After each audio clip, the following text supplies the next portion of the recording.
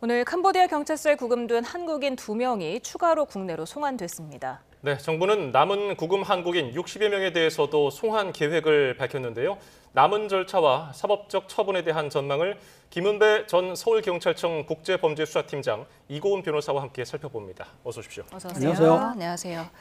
네, 지금 59명에서 다시 또 60여 명으로 바뀌었습니다. 지금 전세기를 띄워서 내일 오전 중에 좀 떠날 것으로 보이는데 이 부분 어떻게 보셨습니까? 그렇습니다. 지금 캄보디아에서 구금됐다는 얘기는 한국인들이 캄보디아에서 범죄를 한 사람들을 체포해 구금한 것인데요. 우리나라 정부에서는 그렇다 하더라도 구금된 지금 59명, 60명 확실하지는 않지만 그분들을 전세기를 띄워가지고 국내로 송환할 예정인데요. 중요한 게 있습니다. 왜냐하면 이 국가 간의 관계에 있어서는 우리가 give and take라고 해가지고 주거니 받거니 하는 건데 우리나라한테 그 구금된 사람들을 송환하는 대가로 캄보디아에서 요구하는 게 있는가 봅니다. 무슨 말이냐면 지금 우리나라에서 캄보디아 여행을 2.5단계에서 그걸 3단계, 4단계로 올려놨거든요. 그러니까 출국 공고도 시키고 여행 금지를 시켰는데 그러다 보니까 캄보디아에서는 관광산업단지가 한국인들이 오지 않으니까 피해를 보기 때문에 아마 캄보디아 정부에서는 그 여행 경보를 낮춰달라고 아마 요청한 것 같습니다. 그러면 우리나라에서는 상황을 봐가면서 낮춰주겠다 했기 때문에 요게 막바지 조율이 이제 필요할 것 같은데 지금 상황에서는 어느 정도 조율이 됐기 때문에 우리나라에서 전세기를 띄우고 그 전세기에 한국인들을 태워가지고 국내로 송환이 가능할 것 같습니다. 그러니까 절차상 그 조율보다는 절차상 그런 과정에 있어서 이렇게 미뤄지는 게 아니라 뭔가 좀 주고받는 게 것 그렇죠. 때문에 외교적인 문제인 것이 사실상은 캄보디아에서 내국인들을 강제 추방하게 되면 우리나라 그 인력이 가가지고 송환하는 걸 받아오면 되는 거거든요. 그러니까 문제는 안 되는데 과연 캄보디아에서 우리 한국인들을 추방할 것이냐 아니면 추방을 하지 않고 거기서 재판할 수도 있거든요. 아니면 가벼운 범죄는 그냥 석방시켜버려요. 그러면은 한국인들이 캄보디아에서 석방이 됐을 경우에 자기들이 자진 귀국을 안 하고 숨어버릴 수 있기 때문에 우리나라에서는 모조리 강제 추방을 하고 우리는 인수받겠다 이런 입장인 것이죠. 네, 지금 오늘 민주당 권칠승 의원이 이런 얘기를 했습니다. 호구도 이런 호구가 없다. 우리나라에서 지금 캄보디아 원조를 정말 많이 하고 있다. 1위 국가가 지금 캄보디아인데 이런데도 지금 협조가 잘 안 되면 이거는 직무유기 아니냐. 국제공조 한라인 구축이 필요하다. 이렇게 지적을 했더라고요.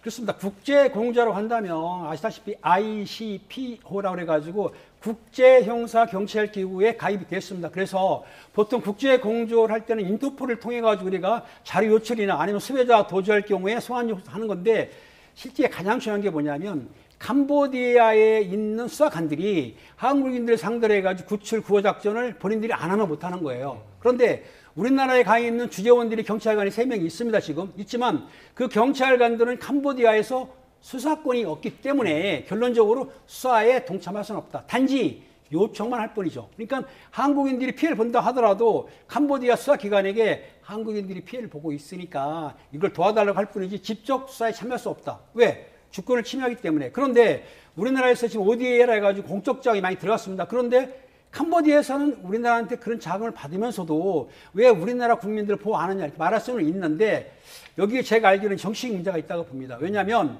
캄보디아에 있는 인권단체의 한 명이 우리나라에 나와 있습니다. 난민 신청했기 때문에 아마 그 사람을 송환시켜달라고 하는 것 같은데 우리 정부에서는 난민 신청하면 보낼 수가 없지 않습니까? 이런 문제가 걸렸기 때문에 실제적으로 캄보디아에서는 우리나라에 적극적으로 협조를 좀 안 하는 편인 것이죠. 예. 자, 지금 캄보디아 경찰서에 구금된 대부분 한국인들이 범죄 혐의 때문에 입건된 것으로 알려져 있거든요. 근데 그 중에서 일부는 한국으로 돌아가는 걸 거부하는 사람들도 있다고 하는데 이건 왜 그런 겁니까? 여러 가지 가능성을 생각해 볼 수 있을 것 같습니다. 일단은 범죄 혐의에 연루된, 그러니까 우리나라 당국에 따라서도 혐의 부분이 인정이 돼서 대부분의 인원들이 지금 체포영장까지 발부된 상황이거든요. 그렇다라고 한다면 우리나라에 귀국했을 경우에 바로 영장이 집행될 거고요. 또 현재 나오고 있는 보이스피싱 가당범에 대해서 대부분 실형이 선고되기 때문에 이런 중한 형량 등을 예상을 해서 이 자진 귀국에 대해서는 거부를 하고 있는 것이 아닌가라는 생각이 들고 지금 구체적인 인적 사항까지는 나오지 않았지만 보통 캄보디아로 이 고수익을 보장받고 넘어가는 인원들이 한국에서는 별다른 직업을 가지지 못했는데 이 캄보디아에서 고수익을 받는 경우들이 꽤 있습니다. 따라서 다시 귀국할 경우에는 이렇게까지 고수익을 얻을 수 있는 가능성이 낮다라고 판단한 것도 한 가지 이유가 될 수 있을 것이고요. 그렇지만 이 자진 귀국을 거부한다 하더라도 현재 캄보디아에서는 해당된 이 혐의로 입건된 인원들에 대해서는 강제 추방을 통해서 지금 강제 송환이 가능한 상황이어서요. 일단은 귀국은 무조건 해야 되는 상황이다라는 생각이 듭니다. 네.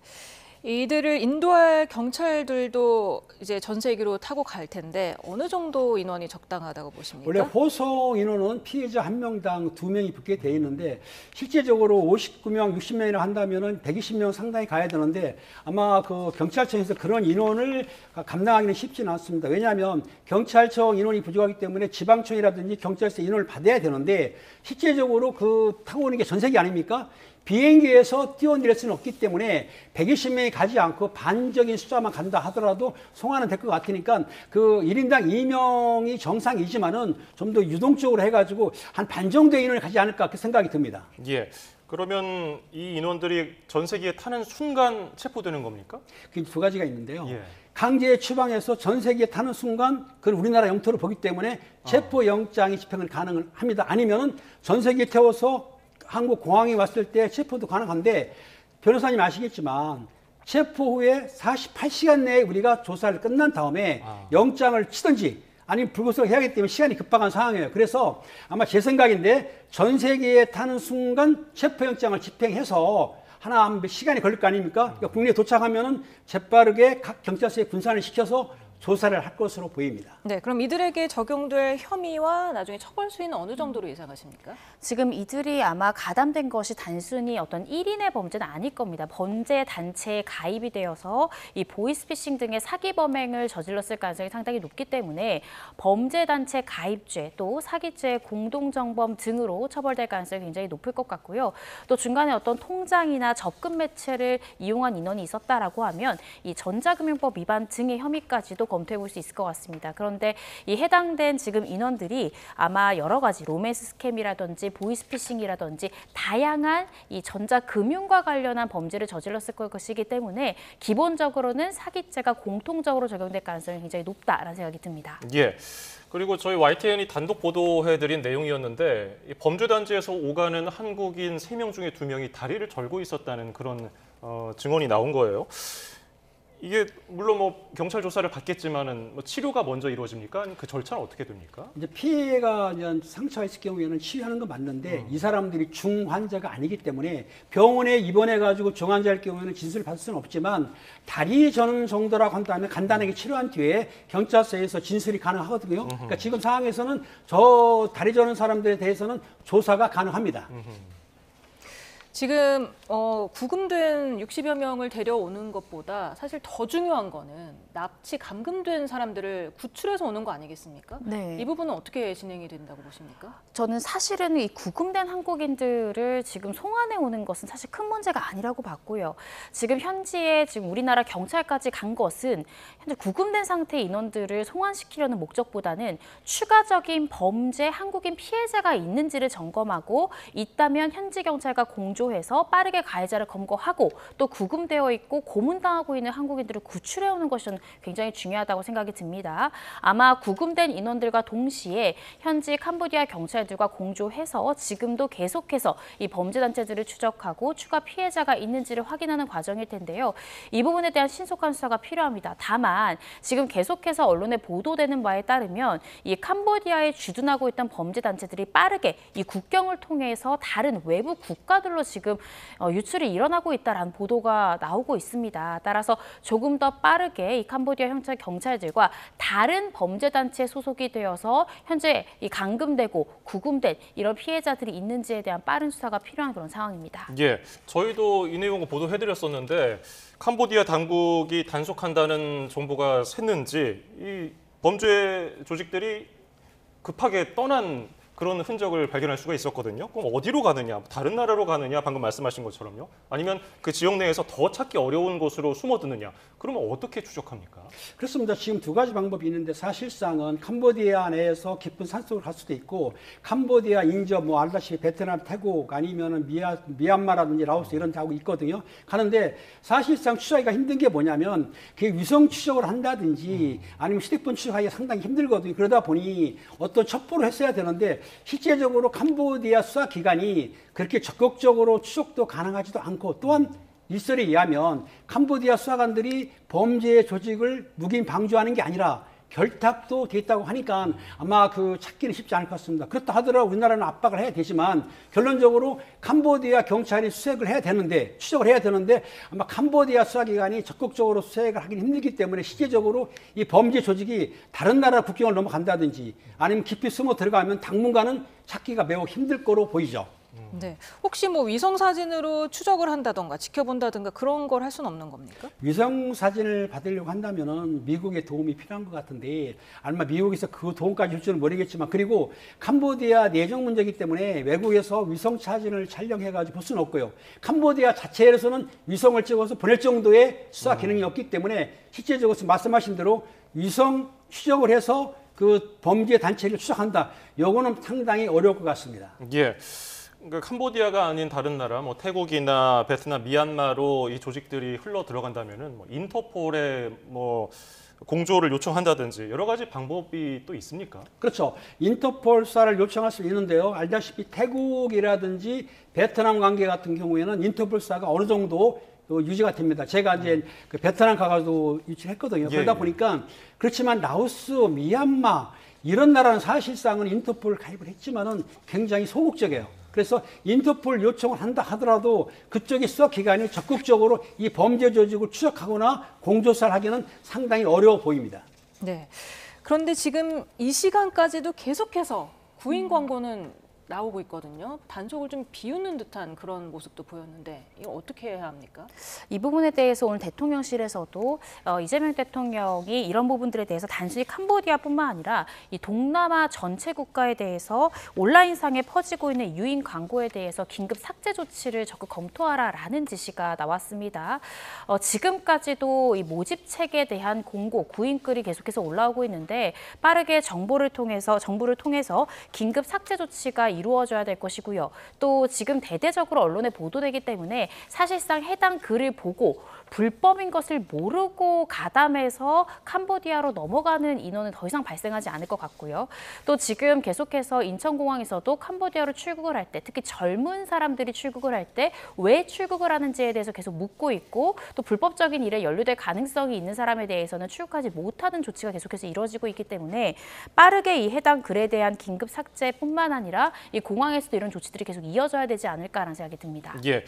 그리고 앞서 팀장께서 그 파견 경찰관의 수사권이 없기 때문에 요청을 하는 수준이라고 말씀해 주셨잖아요. 지금 파견 경찰을 8명으로 늘린다고 하는데 그럼 숫자가 늘어나도 별 실효성이 없는 겁니까? 그게 이제 문제이긴 한데요. 지금 말씀하시는 게 단순히 대사관에 소속된 경찰관 인력을 늘리는 것이냐 아니면 지금 이제 말하고 있는 코리안 데스크라고 해가지고 코리안 데스크는 대사관에 소속된 게 아니고 캄보디아 같은 데 경찰청에 소속이 되거든요. 네. 그러면 경찰청에 한국 경찰이 가 있으면 그 관할서 경찰관들하고 친밀 관계가 유지가 하고 또 즉시 신청을 할 수 있기 때문에 좋은데 인원 8명 정도라면 상당히 많이 하는 겁니다. 그런데 실제적으로 단순히 대사관에 포함되는 경찰관이라고 한다면 그 대사관에서 캄보디아 수사관에 요청을 해가지고 수사하기는 상당히 힘들기 때문에 제 생각에는 8명을 파견하려고 한다면은 코리안 데스크를 설치를 해서 직접 캄보디아 경찰청 내에 거기 책상을 가지고 근무하게 하는 거에는 그분들이 직접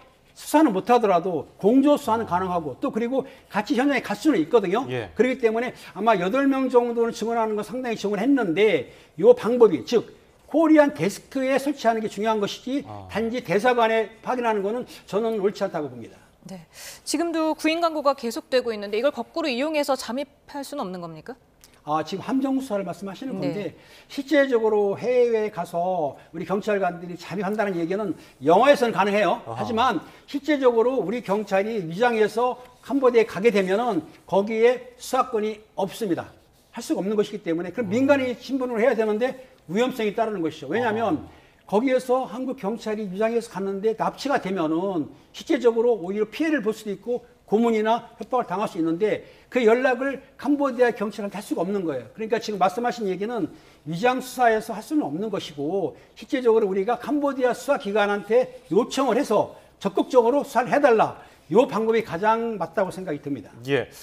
그리고 앞서 방통위에서는 해외 구인 중개는 불법성이 뚜렷하지 않은 이유로 차단하기가 어렵다는 입장을 밝힌 적이 있었거든요. 이건 어떻게 봐야 됩니까?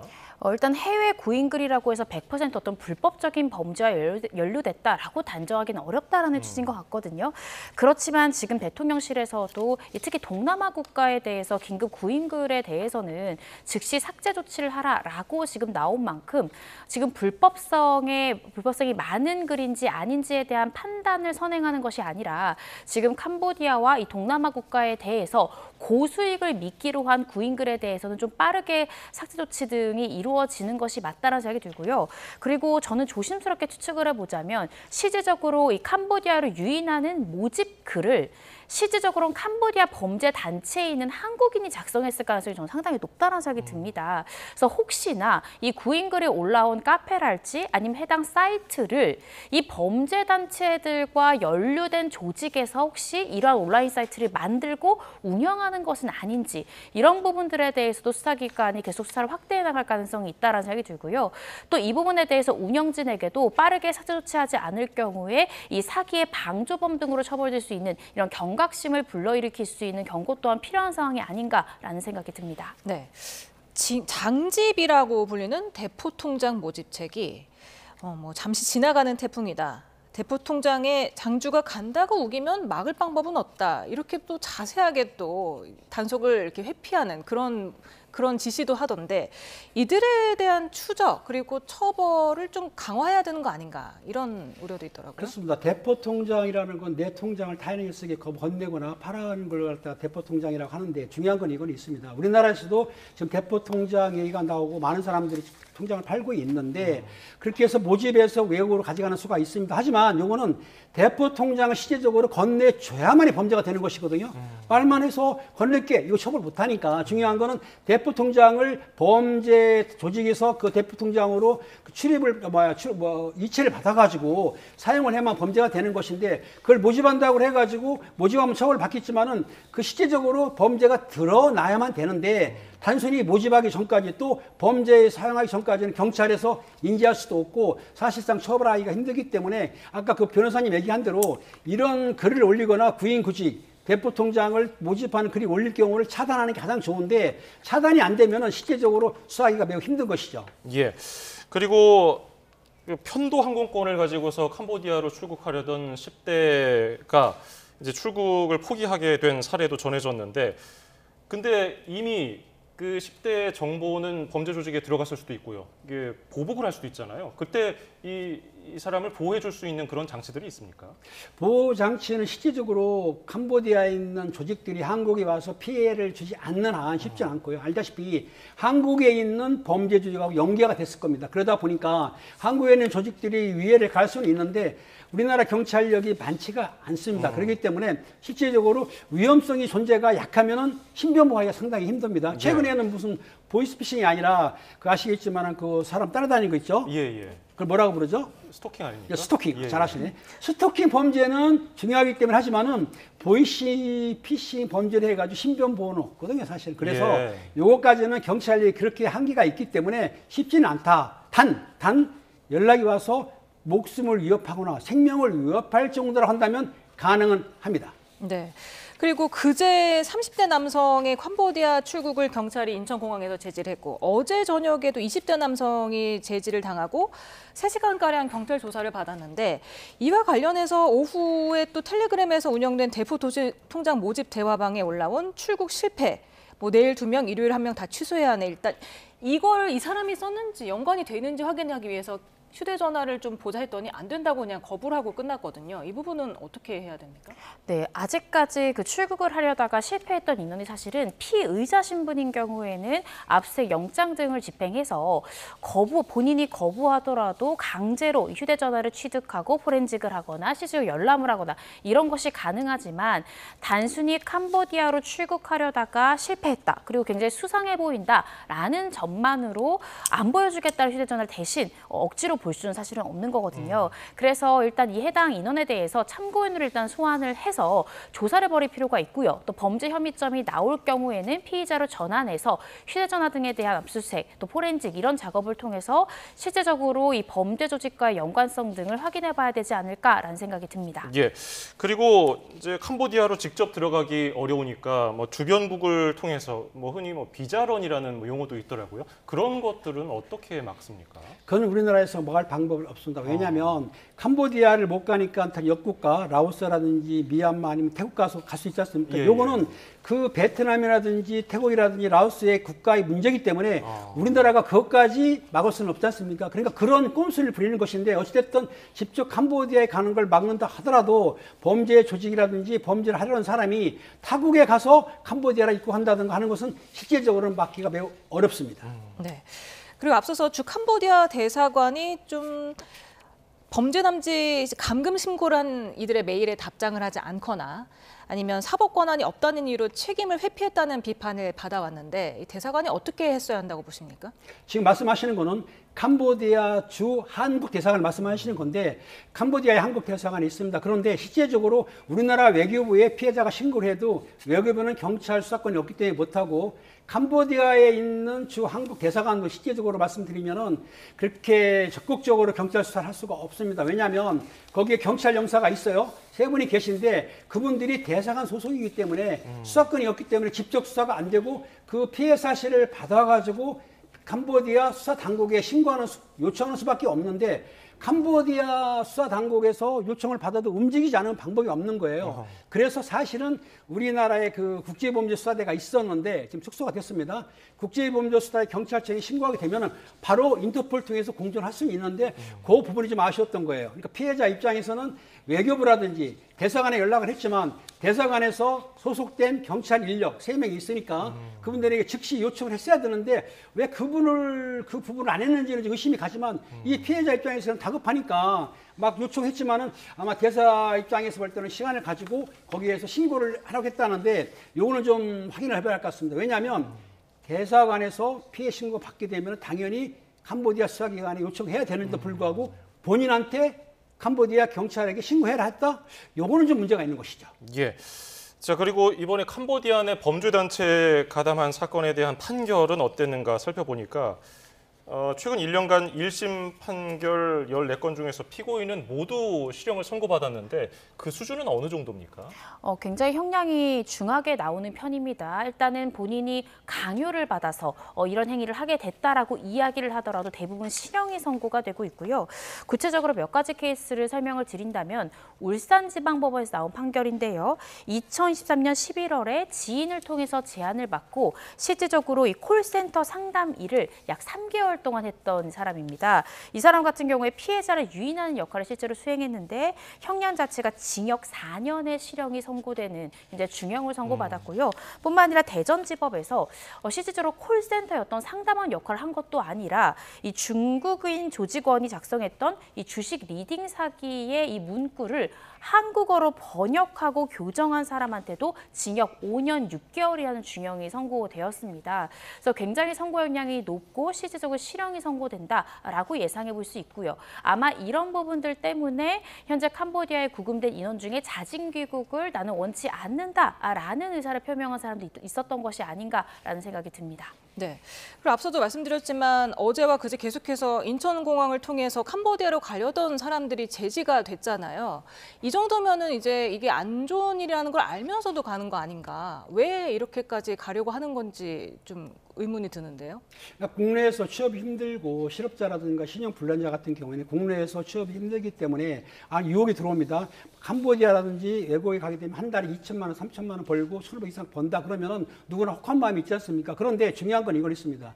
국내에서는 범죄를 하게 되면은 쉽게 검거도 되고 첩보를 입수하지만 캄보디아에 건너가게 되면은 우리 수사권이 미치질 못합니다. 그런데 캄보디아 수사 당국이 범죄 조직을 뭐 소탕을 한다든지 적극적으로 수사하면 가지 못할 텐데 소문이 나기를 캄보디아 경찰 수사 당국이 아마 범죄 조직하고 같이 뭐 같은 통속이라고 하기 때문에 실제적으로 캄보디아에서 범죄를 하더라도 검거가 되지 않을 것이다 하는 거하고 아까 변호사님 얘기했지만은 이 사기 범죄가 더군다나 전자금융거래법 즉 통장을 파는 행위가 일선 그 젊은 층에서는 별거 아니야 처벌 크게 안 받아 왜냐하면 그 전에는 불구속 수사를 했거든요. 이게 실제적으로는 5년 이하 징역이나 3천만 원 이하 벌금인데 통장을 파는 것이 근데 그거를 크게 생각 안 하고 간단하게 생각하는 거예요. 팔으면 어때? 돈 좀 받고 팔지. 이런 마음인데 더군다나 국내가 아니고 해외이기 때문에 처벌을 안 받을 것이다. 그런 마음 때문에 캄보디아라든지 외국에 가서 그런 범죄 조직에 가담하는 것이죠. 예, 지금 캄보디아 범죄 단체 뭐 어쨌든 가담한 사람이든 피해자든 1,000명 정도가 된다고 알려져 있는데 피해자인지 아니면 범죄를 저지른 사람인지 구분은 어떻게 합니까? 사실은 본인을 먼저 조사를 해봐야 될 것 같습니다. 본인의 이야기를 들어보고 보통 캄보디아 내에 있는 범죄 조직들이 한 명이 개개인이 움직여서 보이스피싱하는 건 아니지 않습니까? 보통 조직을 이루어서 하기 때문에 한 명이 본인에 대한 범죄에 대한 진술도 수사관이 묻겠지만 지금 함께 국내에 송환된 인원 중에 너와 같은 조직 내에 있었던 인원들은 누구누구냐라고 다른 공범에 대해서도 물을 겁니다. 그래서 서로에 대한 진술을 맞춰보고 그 진술의 신빙성을 판단할 가능성이 상당히 높다라는 생각이 들고요. 현재 지금 강제로 지금 추방되어서 송환될 것으로 내일 오전 중에 송환될 것으로 지금 예상되는 인원들 같은 경우에는 몸에 남은 어떤 자상이라든지 실질적으로 고문을 받았던 흔적 이런 것들이 있는지도 아마 국내 수사관들은 분명히 확인을 할 겁니다. 그래서 지금 체포영장도 각각의 주거지 관할 경찰서에서 발부받아서 가지고 있는 것 같은데 실질적으로 저는 합동수사가 좀 필요하다는 생각이 들거든요. 왜냐하면 필요한 경우에 대질 조사도 필요할 수 있고요. 또 A라는 조직원에 대해서도 B, C, D 조직원의 실제 활동들과 또 이 상보에 대해서도 물어볼 수가 있습니다. 즉 우리나라가 어떤 구체적인 플리바게닝 제도는 없지만 그래도 본인보다 상서에 대해서 진술할 경우에 검사가 구형량을 좀 조절해 줄 수 있는 그런 부분들은 충분히 가능하거든요. 그래서 이 상선에 혹시 한국인들이 있는지 이런 부분들에 대해서도 지금 다양한 공범들의 진술을 받아야 되기 때문에 각자 주거지 관할로 모두 흩어져서 조사받기보다는 합동수사본부 등이 좀 꾸려져서 이 인원들이 같은 이 수사본부에서 조사를 받는 것이 좀 필요한 상황이지 않을까. 그래야만 피해자인지 가해자인지 또 이들을 컨트롤한 상선까지도 쉽게 검거할 수 있는 기회가 되지 않을까라고 조심스럽게 의견을 개진해 봅니다. 네. 앞서서 캄보디아 경찰도 한통속이다라는 말씀을 해주셨는데 실제로 오창수 시아누쿠빌 한인 회장이 운 좋게 도주를 하더라도 현지 경찰이나 현지인 택시기사에게 돈을 주고 수배를 내려서 공항에서 한국인을 다시 잡아가는 경우도 있다. 이렇게 말을 했는데 어떻게 해야 합니까? 그렇습니다. 지금 말 들어보면은 실제적으로 경찰과 결탁이 되기 때문에 거기서 도피한다 하더라도 그 도피를 숨어있지 않은 다음에는 결론적으로 택시기사라든지 거기 주민들이 신고를 받아가지고 오히려 다시 끌려간다는 거 아닙니까? 이런 문제는 사실상은 그 캄보디아의 수사기관의 문제인 것인데 우리나라 같은 경우 신고하게 되면 즉시 이제 보호하는데 캄보디아 같은 경우에는 자기 자국민이 아니기 때문에 우리나라로 볼 때는 외국인 아닙니까? 그러니까 캄보디아에 가 있는 한국인들은 외국인이에요. 그렇기 때문에 외국인한테 그렇게까지 보호를 하지 않고 더군다나 지금 뭐 사실 뇌물 관계가 됐기 때문에 캄보디아 수사 당국이 범죄 조직과 결탁이 됐기 때문에 오히려 그들하고 같이 공무원 관계가 아니냐. 물론 제가 확인하지 않았습니다만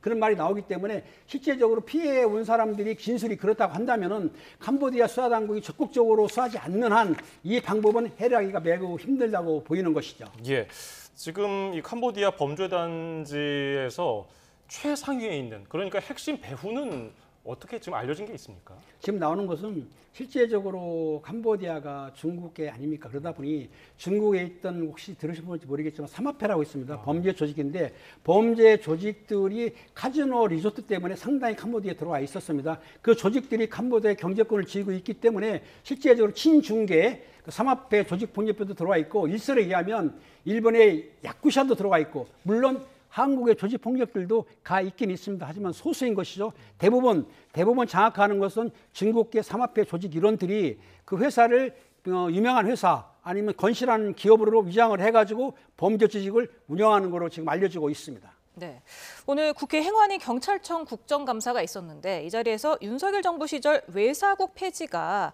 이 캄보디아 사태의 원인이 됐다 이런 지적이 나왔는데 이 부분은 어떻게 평가하십니까? 이 문제는 제가 국제범죄 수사에 있었을 때 인원이 많았습니다. 그런데 그 사실은 정부에서 줄였던 건 맞습니다. 그러니까 윤석열 정부에서 그 치안 문제를 해가지고 사회에 무작위 그 묻지마 살인 사건이 생기다 보니까 인원을 순차를 돌리기 위해서 전문 수사 기관인 국제범죄 수사대, 외사국 이런 인원을 축소한 거는 맞는데요. 저는 거기에 대해서 약간의 좀 불만을 가지고 있습니다. 왜냐하면 외국으로 지금 뻗쳐나가는 거고 국내에도 200만 이상의 외국인이 있는데 국제범죄 수사들을 더 증설을 해야 되는데도 불구하고 축소를 했다. 그렇기 때문에 외국인 수사도 어렵고 외국의 공조수사라든지 인터폴 수사가 어렵기 때문에 제 개인적인 생각은 축소됐던 인원은 부활을 하고 오히려 더 증원을 해가지고 국제사회의 범죄를 대비를 해야 된다고 생각이 듭니다. 예. 자, 이제 돌아오는 한국인들 이제 조사를 통해서 여러 가지 밝혀낼 텐데 현지에서 고문을 당하거나 폭행을 당하거나 이런 경우 만약에 좀 피해를 입은 상황이 발생하더라도 현지 우리나라에서 처벌을 피할 수는 없는 건가요? 실질적으로 강요된 행위다라고 하면 형량적으로도 충분히 이제 인정이 될 수 있는 부분들이 있을 것이고요. 어떤 범죄의 고의가 아니라 이러한 고문을 피하기 위해서 한 행위 같은 경우에는 충분히 또 주장해 볼 수 있는 부분일 것 같습니다. 그렇지만 실질적으로 신체에 고문의 흔적이 남아있지 않고 단순히 진술로서 내가 감금당했고 또 고문을 당하는 상황이라 어쩔 수 없이 이러한 보이스피싱 내지는 뭐 로맨스 스캠 이러한 범죄에 가담하게 됐다라는 진술만으로는 현재 판례의 흐름을 보면 대부분 법원에서 인정하지 않습니다. 그래서 실질적으로 그런 고문과 감금 때문에 강요된 행위로서 이런 범죄에 가담한 것인지는 신체에 남아있는 상해의 흔적 그리고 같은 조직에 남아있는 다른 공범들의 진술 이런 것들을 통해서 구체적으로 입증하지 않는다고 하면 단순히 진술만으로는 감형을 이끌어내기는 어렵지 않을까라는 생각이 듭니다. 네. 지금 캄보디아에서 피살된 한국인 대학생 박모 씨에 대한 부검이 다음 주 월요일이나 화요일쯤에 이뤄질 것으로 보입니다. 지금 이르면 이번 주말에 우리 경찰 수사관 2명이 출국을 하고 국가수 법의관이 부검을 주도한다고 하는데 어떤 걸 유념해야 할까요? 그렇습니다. 지금 우리나라에서 그 법의학자가 가기 때문에 캄보디아에서 부검하는 게 원칙인데 그걸 참여해가지고 같이 한다고 하는 겁니다. 그러면은 부검을 하게 되면 실제적으로 그 사망 사인이 나오거든요. 어떻게 해서 사망했는가, 약물에 의한 건가, 구타에 의한 건가, 아니면 심장마비에 의한 건가는 정확히 나오기 때문에 실제까지 지금은 소문만 들릴 뿐이지 사망은 맞는데 어떤 원인인가에 대해서 모르기 때문에 부검을 하게 되면 정확한 사인이 나오기 때문에 그거를 캄보디아의 수사기관에 맡기기는 조금 의심스럽다. 그래서 한국의 그 법의학자도 가고 수사관이 가가지고 부검하는 현장을 직접 참여하는 것으로 알기 때문에 부검하게 되면 사인은 정확하게 나올 것으로 생각이 듭니다. 예, 숨진 대학생 통장에서 인출된 자금 흐름을 추적했더니 국내 대포 통장 조직원을 특정했다고 들었거든요. 근데 그걸 가상자산이라든지 다른 걸로 세탁을 하면은 이게 추적이 가능합니까? 결론적으로 지금 대포 통장에 돈이 입금이 되지 않습니까? 예. 그러면 보이스 피싱 조직원들이 바로 인출을 합니다. 그럼 그 돈이 다른 데로 흘러가게면은 사실은 찾기가 힘들고요. 더군다나 가상화폐, 뭐 코인 같은 걸로 변화시켜서 사용해 버리면은 추적하기가 힘든데 결론적으로 보이스 피싱을 당한 자금은 피해자들이 거의 회수하기가 거의 힘들기 때문에 그 통장을 이용하는 것이거든요. 그래서 아마 그 피해자의 통장에서 인출이 했다고 하면은 그 자금은 벌써 다른 곳으로 이체가 됐을 것으로 보입니다. 예, 오늘 도움 말씀은 여기까지 듣겠습니다. 김은배 전 서울경찰청 국제범죄수사팀장 이고은 변호사였습니다. 감사합니다. 감사합니다. 감사합니다.